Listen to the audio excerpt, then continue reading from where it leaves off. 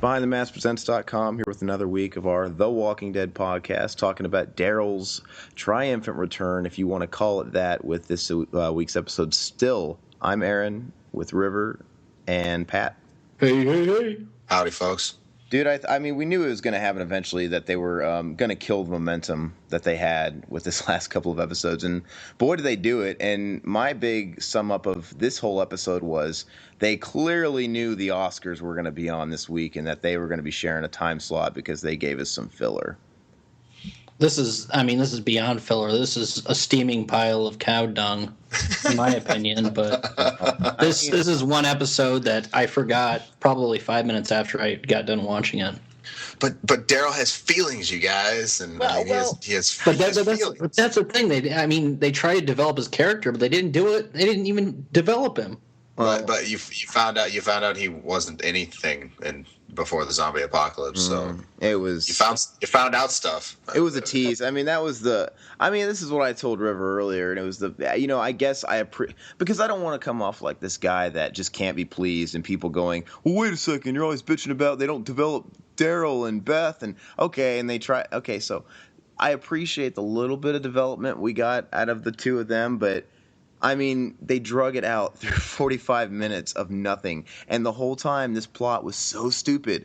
She wanted to drink. And I knew in the back of my mind, this is a stupid setup for some little moment at the end. And it was. It all set up for that stupid crying in our beer moment where they're going to cry together and all that stuff.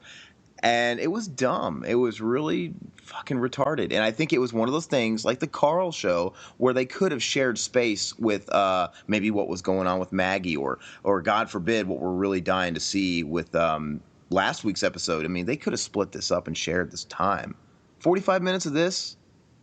Bullshit. Yeah, and doesn't it almost kind of seem like this is the same recurring theme as with Carl, that Beth is in a hurry to kind of, grow up or make herself, make it be known that she's an adult now and she can do, do just as everybody else and doesn't need anybody else. And it's just a bit redundant. I don't know. It's ridiculous. I mean, I thought the flipping thing, throwing the middle finger in the air, it's like, that is so retarded. I mean, come on, really? There's a lot of really childish, dude. A lot of stupid moments in this, but I think going back to the theme of it, I think the theme of this episode was Aaron was so close to being right, it's sickening because Beth wanted to jump his fucking bones. And it was so laden all over the episode, like, you're going to miss me when I'm gone. You're going to be the last man standing. She wanted to drink because she wanted him to take her to Pound Town. She kept doing all the signs were there. Dude, I kept seeing the look in his eyes, and Daryl almost had this body motion of, I don't even want to go there, like staying out of the lion's den. It was like so close to happening. So how old is she supposed to be now? I'm supposing she's maybe supposed to be 18. 18, probably. Yeah, well, yeah, I told River that too. I think she's of age. Like I said, probably kind of goes out the window in the zombie apocalypse anyway. But Norman Reedus is, I think he's like 45. He's not young. But like I said, it's whatever. There's no one going to throw rocks at you in that time. But age is nothing but a number in the zombie apocalypse. It's not like they're going to run into Herschel and it's going to be awkward. There's no district attorneys to prosecute statutory rapes in this county anymore. I'm just saying, I'm actually really, really shocked that he's Daryl's an honorable dude. He's like, I don't know why. You'd think, especially someone like him who fits a stereotype. Redneck. He's even said he used to hang out with tweakers and all kinds of stuff. You'd think someone like this would take advantage of that situation in a lesser circumstance, like a Tuesday night. Nothing's on TV. Well, maybe that's kind of what they're kind of getting at a little more with the stereotype. Yeah, the development. Maybe that's where the subtleties of the development of the character is in this, is that he himself, much like Michonne, again, another redundant theme, a person who maybe would have operated one way, and because of this horrible situation of the world all going to hell, that's what it took for them to become a decent person or to kind of embrace something that they may not have normally embraced. But they actually took a bigger step into developing Michonne than they did Daryl. I mean, it's ridiculous. It's Michonne after the past couple episodes. I mean, she's become like one of the main characters in the show. Right, and all we really found out with Daryl is he was a big piece of shit before before the zombie apocalypse, and we already knew his brother Murrow was a big piece of shit before the zombie apocalypse too. Well, yeah, it was a big tease. I mean, they were their heart was in the right place, and that it was a missed opportunity. Like they could have. I mean, it would have been cool for people to find out. Oh, I used to be a grease monkey, or I used to work at it. Oh, I guess if he would have came out and said that he used to be a gas station attendant or something, it would totally take this glamorized image of everybody's favorite Walking Dead star and be like, oh, yeah, I don't know. But why is he the favorite? I mean, he's such a dull character. I don't understand it. He doesn't have to be. He doesn't have to. I know he doesn't have to be, but I mean, that's the way they portray him as. I mean, he's horrible. There's nothing great about him. I mean, sure, he's a hunter. Big fucking deal. Well, he really got away from, I kind of liked the whole beginning of the episode where he was just being a total asshole and she was being the annoying kid. He wasn't even acknowledging her, until she said she was thirsty or whatever. I don't know, I kind of like that. It didn't really take much at all for him to turn around and just being gabby and break down and crying like a weenie bitch. Because he did. No, and I don't mean that. Actually, that's cool. I guess that was our little moment of him coming out of his shell. Our little Norman is growing up, type of thing. And if anybody doesn't get the underlining, I don't even want to call it underlining because it's laid on so thick. If anybody doesn't get it this time, they're just dumb. Yeah, the whole, like you said, the whole flipping off the house. Basically, what is it she said? You don't. It's not about the person you were. You got to save who you are now. And of course, then burning down the redneck home that just so happened to be just like his father's house, all symbolic and stuff. And then throwing up the middle finger was totally retarded. Moving on, the burning of the flame. It symbolizes your past. It was retarded. It was like literature 101. It was like for I don't know. It's dumb. Well, you got to know the audience of the show. I mean. Well, and I'm not trying to insult the audience of the show because that audience of the show is going to be listening to our show. I know. I'm just giving you crap. Insult you people. You're dumb if you like this shit. I like it. I'm sorry. I like the show. I'm sorry, but this episode. I mean, if you like this episode, is kind of specifically what I'm referring to. Like I said, it's a little more character development. We, like Aaron said, we kind of sit here and bitch about stuff where we want character development, we want this, that, or the other thing, and then we get it. We're just like, it's so dumb. But why can't you write your show to fit into my preconceived notion of what your show should be, basically? I seriously think that that's not even a joke. I really think this was a planned filler to compete with the Oscars. I really think it was. I agree. I didn't even think of that until you said something. I mean, I knew the Oscars was on, I knew that Walking Dead was on, but I didn't even put two and two together. Because they could have. They could have shared the time. They could have. What the development we got out of Beth and Daryl here, they could have done in like 10 to 15 minutes of screen time, and they could have had one of those flip-flop episodes where, but I think they knew. It's like the Oscars are on. We're not going to waste any of the important arc because this episode could have not even been there. And I heard a rumor, and I don't know if it's true or not. I don't know the source, but that there was technically supposed to be 2 of these episodes before, and they edited it down to 1. 2 Daryl and Beth episodes, but... Oh, fuck. Yeah, I couldn't imagine that. I could. The season's bad enough, man. Come on. Unless in part 2, in part 2 they actually got it on, and then that's part of the fat. Still, everything was set up for that to happen, Aaron. And like, I was gonna call you up later last night and be like, okay, you're right. You called it 2 weeks ago, but they copped out. But yeah, and like you were trying to say earlier, me and River were speaking earlier about it, and. This was their big opportunity. They built it up, and it didn't happen, so it won't happen now. I mean, I think you're right about that, and it sucks because I'm not right, but I'm kind of right because I know she wanted it, but it didn't happen. See, you always got to be right. No, I said I'm not right, but I was close. She wanted it, but you got to make it spin up. Clearly, Daryl was an upstanding citizen. And he calls me little poison ivy type situation going on there. Younger girl trying to seduce the older guy. I haven't seen that, dude. I used to wank it to Skinamax on that one.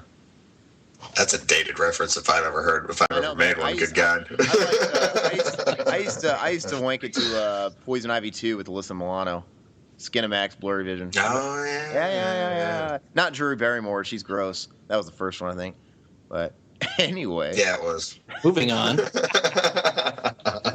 anyway, I mean, I really hate these episodes, man, because it's like this is gonna be a short podcast because I mean, we can only talk about as far as the material they gave us, and they didn't give us anything. So, I mean, this is one of those times where we're going to be talking about really stupid, minute stuff that doesn't matter. Like, literally, River and I already had a conversation about this earlier, and, you know, we already spoke the hate that we spoke about here in the last 5 minutes, and then we quickly ran out of things to talk about, and we began talking about things like my thing was, you know, it's funny how she's wearing all these short little crop tops and no sleeves. And if you notice, there was this moment where she lifted up her arm and she had smooth armpits. Okay, even if, let's say, she shaved her...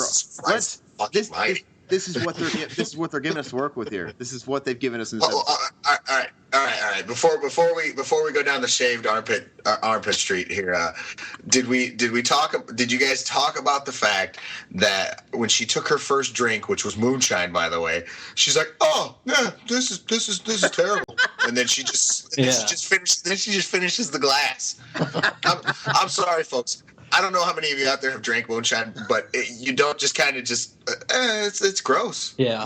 I mean, your face turns inside out.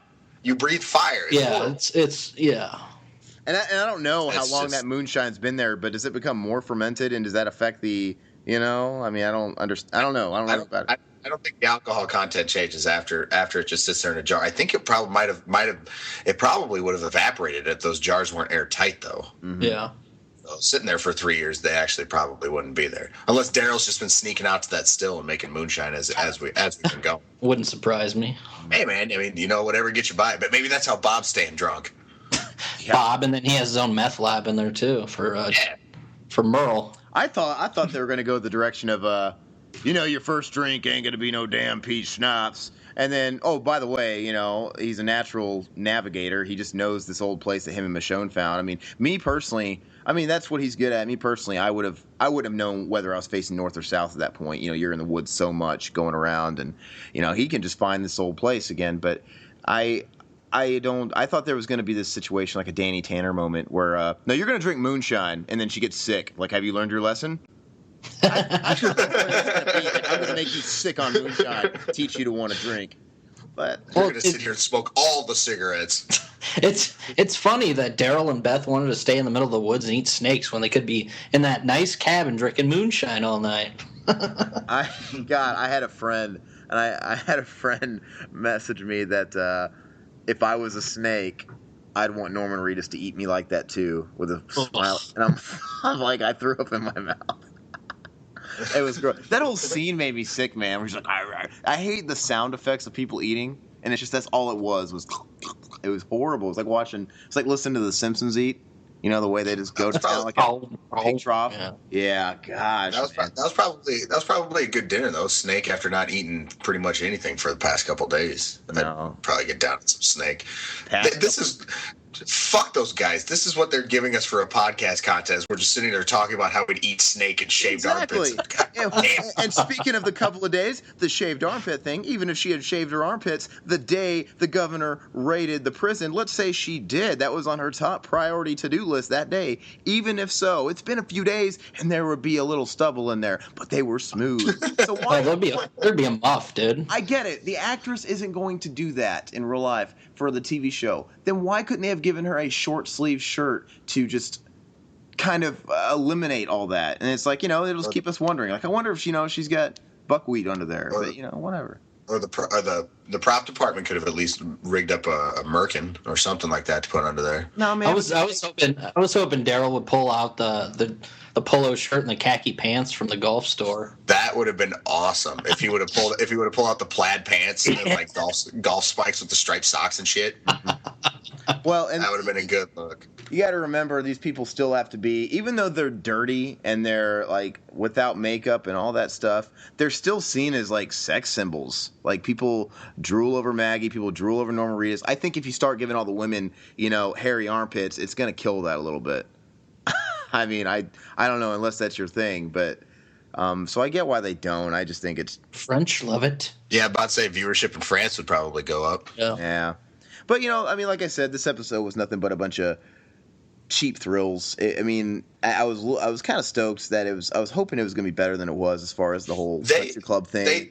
they totally made that scene in the country club look way more chaotic and dangerous than it actually played out to be. That was bullshit. I was mad about that. It really did, and I like the whole setting of that. And but it's like I said, it was a bunch of nothingness. It was a bunch of popcorn dribble that was just leading up to that last 5 minutes. But it was just a bunch of cheap thrills, and it was. But the fact of the matter is that they were there for no reason. When you think about it, they were there to get booze, to get Little Miss whatever drunk. And so, Norman Reedus could, pound her. It was stupid. It takes away. It's like, well, I kind of want to be intense and I want to be in this and I don't know, into the suspense of them being almost eaten alive here. But the fact that they're here because of something really stupid, it's just pointless. The whole episode, that's how I sum up this episode. And it was pointless. Pointless. Piece of garbage is what I would sum it up as. I mean, well, the thing... I kind of stand my ground when I say that there's no real bad episode of Walking Dead to the point where I couldn't even watch it if I had the entire season in front of me. And I'll always say that if this was like a Netflix original series where they gave us the entire thing on day one, I wouldn't be so mad at this episode because it'd be like, well, whatever. Okay, I'll just keep watching it, and then we'll continue last week's episode, which I was all about. But the fact that we are nickel and dime like it is, I was on the edge of my seat with last week's episode, and I can't wait to see what's going to happen with that next one. And they give us this episode, and before you know it, who knows? Looks like next week we're going to get a Maggie episode. You never know if it's going to be 3 total weeks before we go back to the episode I was excited about, and by then I don't give a shit anymore. It kind of reminded me of the Fly episode from Breaking Bad. How horrible it was. But you know what? But there was at least some cool. I mean, I think there was a little bit. I think that Fly episode served its purpose. I get what you're saying too, but I don't think it was filler. I mean, there was this one. I get what they were trying to do, but they did it in about it was like 5 minutes, and like the rest of it was just totally stupid. It made no sense. I mean, the only reason they went through all that stupid risking their lives for booze was so they could build up to that moment and give Daryl an excuse to get a little drunk and become emotional. That was it. I mean, it was totally retarded. I would have rather them ran into Carol and Maggie and Bob gave them a sip. And we could have gotten some closure. Some people could have finally met up with each other and They could have got drunk all together, breathing fireballs with the moonshine, having a good time. Exactly, man. I mean, what I gotta kind of gather from the way this stuff is getting paced and the way they're kind of releasing stuff and the way they're kind of moving the action is it almost seems kind of how I think, and I don't read the comics, but I would think that maybe how the comics move from issue to issue. Maybe this is kind of, I don't know, I haven't read anything specifically, but the focus on 2 characters, and it looks like in this next episode that it's just going to focus on the whole Maggie thing, pretty much. That maybe this is how the comics move specifically. I don't know. I haven't read it. I thumbed through a collection of them. And I haven't either, but how long are these graphic novels? Maybe they have more room to cram about 3 episodes of the material. Well, I think they actually come out as an issue, like a regular comic book, and then I've seen some collections and stuff like that. But I have no idea. Well, better speed up. There's only 4 episodes left this season.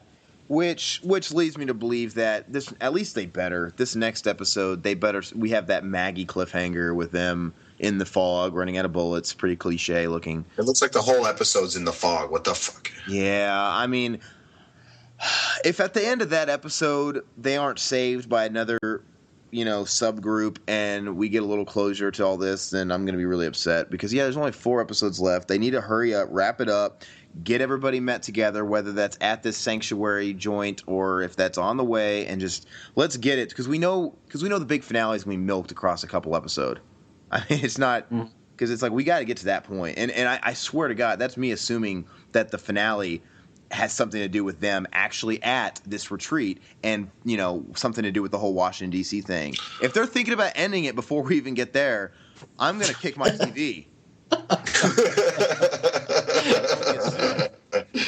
Well, I mean, to get to Washington, D.C., that's a whole nother season. I mean, shit, we haven't even gotten to the terminus yet, so... Well, that's what I mean. Getting to the terminus and just learning a little bit more about this, Abraham, what the D.C. thing's all about. Because Abraham knows a little bit more than he's telling anybody else, whether or not Abraham is involved with the people in D.C. directly or if he's just, just is dumb to, taking a chance like anybody else. There's a lot of rumors going around online, if you guys are on Facebook and things like that, and like a lot of memes and stuff like that, that a lot of people think that the thing going on in DC is a trap. Set by who, I have no idea. And that's a very interesting concept, which, let's say that's a possibility. Is Abraham out of the loop too, and he's just been fed whatever he's been fed on the radio, and he's just going to, or is he part of it because he had an awful big interest in not letting Glenn go? I mean, just letting Glenn go. Most people. What kind of trap? What purpose would it serve? I mean, I don't understand. I mean, I don't know, man. It's some biological thing. I mean, Todd made a joke. I think it was just a racist joke at the time last week. But, hey, it wasn't racist. But no, well, I mean, but actually, it kind of makes sense. Maybe Abraham's there to gather. Maybe he didn't want Glenn to go because maybe he's assigned to bring, come to DC. It's where it's a safe haven. Maybe they want him to bring an Asian, all these different kinds of people to try and find the antibody, or try and find the root of where this all broke out of. Because, like everything breaks out of China, it seems. It's like, hey, you're an Oriental guy. We need you. We need this guy. We need this woman. If that's the case, I'm kicking my TV because that's dumb. No, what do you Hey, I came up with the theory. It's my idea. Well, this is good meat to talk about then. What do we think is the DC thing? Because this episode gave us nothing else to chat about. Let's talk about DC. I honestly don't know. I think it might be kind of like a CDC situation, except where people might have their shit together. It's not just some one crazy dude locked down in a building getting ready to blow it up at any given time. I think I don't know. Well, I think it's more like a Land of the Dead type of thing, where they have their own, city that's cut off from the zombies, and then you have, I don't know, the Dustin Hoffman that lives in the hotel that runs the show. You mean Dennis Hopper? They said Dustin Hoffman. Fucking Dustin Hoffman would never even sneeze at a script like Land of the Dead. Dennis Hopper had no choice at that point in his career. Sometimes you can't say no. Yeah, I guess so. Or would it be funny if they just run into the cast to, the Under the Dome series, and they have like a merger, like, oh, this is what's going on under this dome, and that's what's going on outside of the dome. But I don't know, man. I'm at a loss for words. I think it's funny because last year the person we had our friend Issa that was doing these podcasts with us, and she made a really interesting point, and it kind of made me remember that point on last night's episode when there was that whole, I think it was foreshadowing, or it'd be interesting if it was foreshadowing, when Beth was trying to preach at Daryl, you're going to be the last one standing and you're going to miss me when I'm gone. I wonder if that was foreshadowing that he was the last one standing. This whole episode about how he's a survivor, and, what if Issa was right last year? Last year she said, watch it, Norman Reedus is going to have the antibody. He's going to have this thing that's going to be an antibody, something that, maybe somebody in DC is going to be able to use. I know that sounds kind of far-fetched, but he was created just for the series. And what better way to throw off the main arc with the comics than have this character that's not even in the comics? I don't know. Yeah. And it sounds cheesy enough. Theory. It sounds cheesy enough they could do it. And I'm not saying, look, what are the odds? 1 out of 6 billion people. No. I mean, obviously other people in the world would also have an antibody, but obviously you don't have your pick of the litter from everybody that's scattered around the earth. But Norman Reedus is one of these lucky few with this rare antibody in his blood, It's so cheesy and cliche that I think it could happen. And if it does, and Issa predicted the end of this entire fucking series in season 2, I'm going to buy her some chocolate. And then you heard how Kirkman got the thing greenlit, didn't you? He told AMC that the zombie apocalypse was controlled by aliens. No. So that'd be kind of cool. Yeah, that's apparently what he originally told AMC, and then it just kind of didn't happen. That'd be kind of cool, actually. How do we know it didn't happen? Like, we would know yet? I don't know. We got what we're predicting is one more season, so they could go. Yeah, but if you introduce aliens into it, then at the very end of the series, it becomes a sci-fi too, like instantly. Like now it's a sci-fi. And they better cast Jeff Goldblum then soon. Gosh, man. Will Smith. No, stupid. I don't know. This episode was fucking retarded, though. That's all I know. It wasn't very good. I think we should go ahead and we had a little bit of feedback from our friend Dale Roy. I want to go ahead and address that. Hey, behind the mask, Dale Roy calling again. I just wanted to say you guys did a good job with the latest Walking Dead wrap-up episode. And I figured I'd just phone in and talk about a couple things really quick, such as the paintings. And you guys were talking about like where to go get it framed and all that. The hallway, they had some other paintings that looked like they were done by the same person, and they were already framed and everything on the wall. What I think is they took one of their old paintings of this girl, and then they, I don't know, obviously the whole zombie apocalypse thing sent the parent over the edge. I imagined it in my mind it was like a woman, but like the mother sent her over the edge, and she painted all that like crazy blood and whatever the fuck on top of her old painting that was already framed. And then she probably wrapped it up so the other family members didn't see and have an idea that something was wrong and know what's coming. But also Carl moved the painting, and I'm pretty sure it was propped up against the door that led to that bedroom, which was a bedroom within a bedroom, which I guess would have masked some of the smell. But yeah, it was the green bedroom, and then opened up into the pink bedroom where the family corpses were. I think that was done like post painting, all that shit on the painting. And they probably, like I said, I think it was wrapped up for that reason, probably. It was a pretty chilling scene, though. I agree with you guys. Like, it was kind of freaky.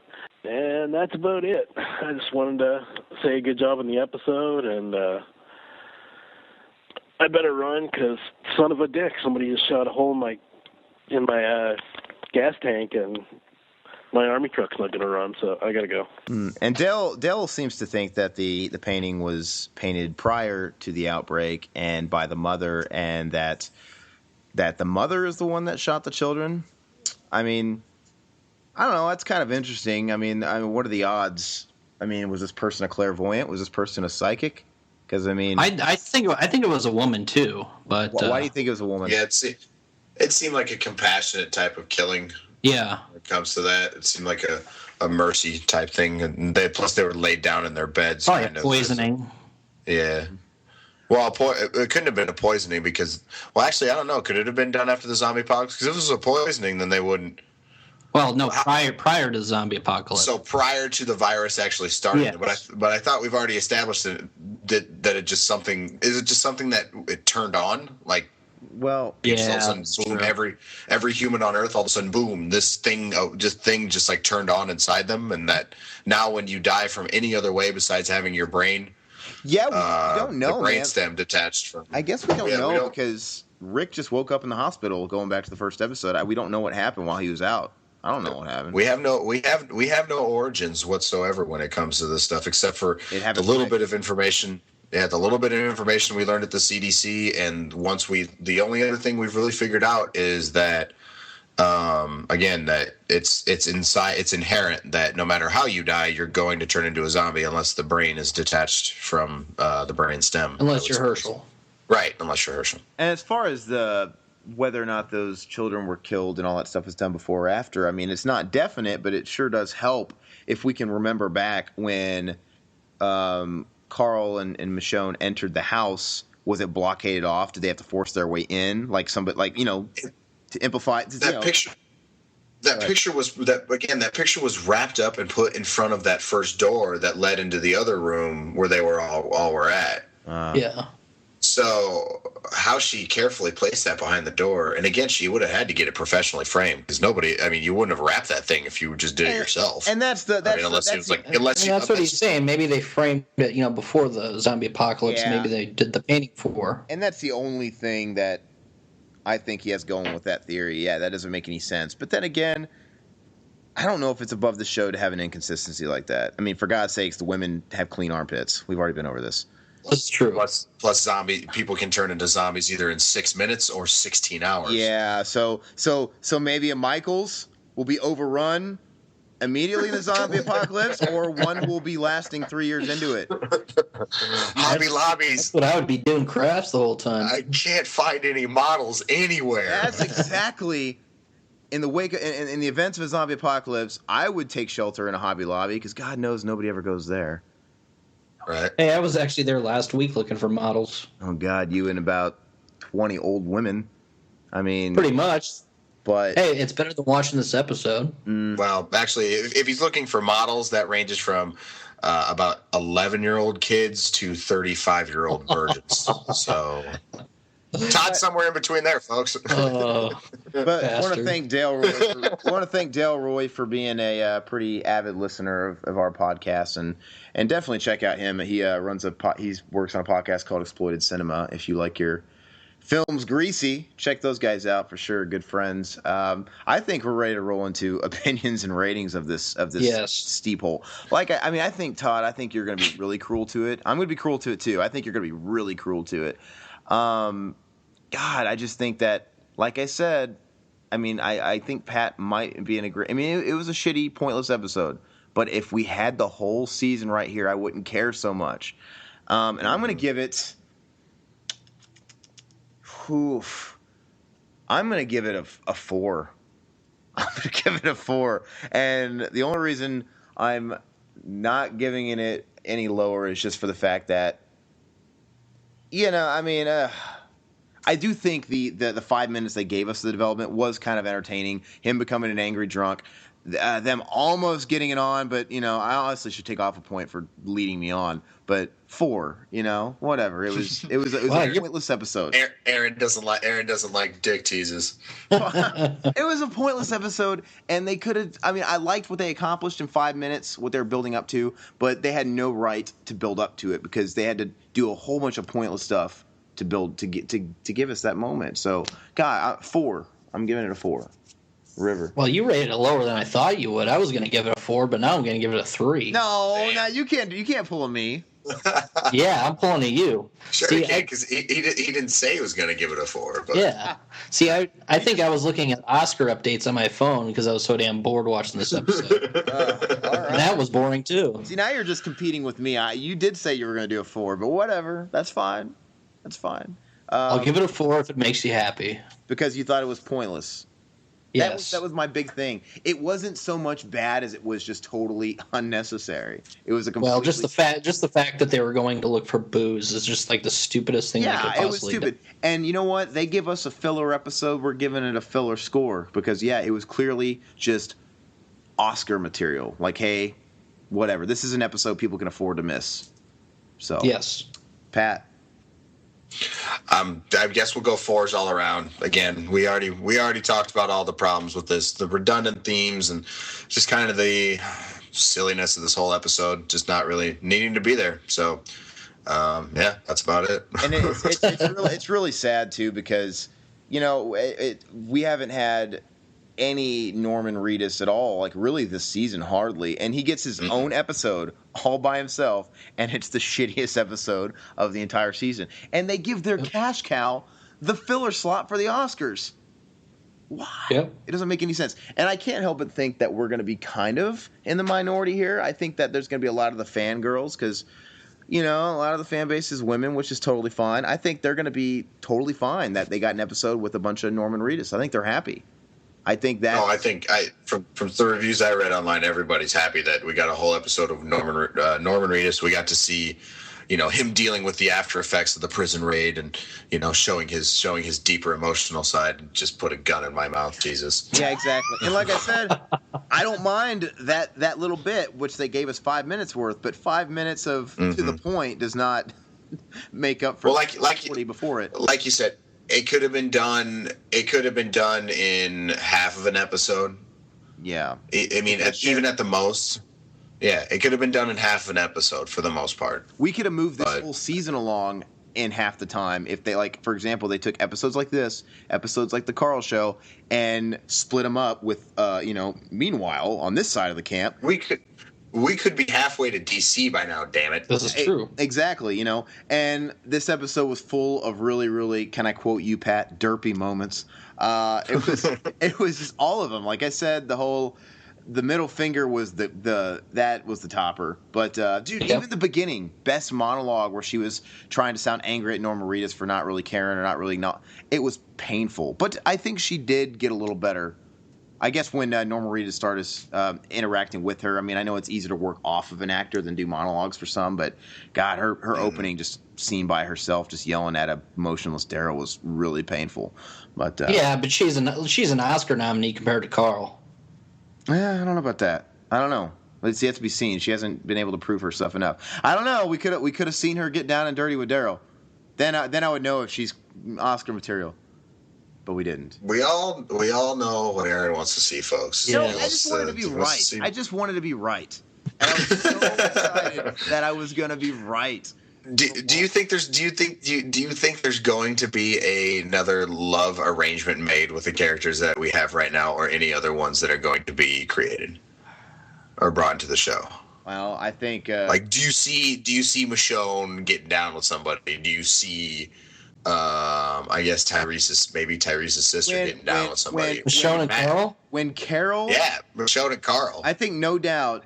I'm hoping in the next episode, since they burned the house, they signified, okay, we're moving on. I think in the next episode, hopefully Daryl run into Carol's group, and if nothing happens when Daryl and Carol come across each other, then nothing's ever going to happen. Nothing will. He doesn't want to touch that, dude. I don't know, but well, then he's got problems because he doesn't want to touch anything. I think he wants to get all up in Carol, because remember how upset he was after he found out that Rick had banned her, and they were trying to hash that out. I think he wants to run his fingers through her gray hairs. They're gonna have a moment, of course, like anybody would, but like I said, if nothing comes from that, then I don't think anything will. I think that'll be it. Love a woman with her head shaved. There's only so much room for a love story, and we've already got that Maggie and Glenn. That's honestly enough, to be honest with you. That's more than enough. I mean, because you hate Maggie and Glenn so much, Todd / River, that I don't hate Maggie. I know, but you hate the whole love story thing. You hate that going back and forth. You really want more than one of that going on? No, maybe if it was like a Tyrese and a Beth. What a twist! They'll never understand our love. I guess that'd be fun to watch. We gotta run away and now that my dad's dead, he's not around to be mad at me anymore. That's what. Oh yeah, for the interracial thing. Well, no, that's exactly what I said. Even if she hooked up with Daryl, I mean, like, what are they? It's not like they're gonna run into Herschel and have an awkward moment. I mean, they're pretty much in the clear. But anyway, we've beat this dead horse of an episode long enough. I don't know. Let us know what you think. I mean, I think we're in the minority here, but if anybody has any sense out there, let us know what you think. And Dale Roy, I'm just gonna assume you like this episode, man, because I don't know. You seem to be a little more favorable than we are sometimes. We're pretty harsh sometimes, so I'm actually curious about you personally and what you think. But that's our scores. That's our opinions. We're gonna stick to them. Make sure to post what you think on the comment section below of this. Subscribe to the channel. Post your thoughts on Facebook, BehindTheMaskPresents.com. Follow us on Twitter @BTMPresents. And, of course, join us next week. I'm Aaron. Phone number. Oh, fudge. All right. I guess the phone number... 402. What? The phone number would be important. I'm sorry, man. If you guys want to call and comment on this crappy episode, that's up to you. The number is what, Todd? 402-218-2007. Fantastic. Well, see you guys next week. Thank you for joining us this week. And I'm Aaron. River. Pat. And thank you guys. Good night, Canada.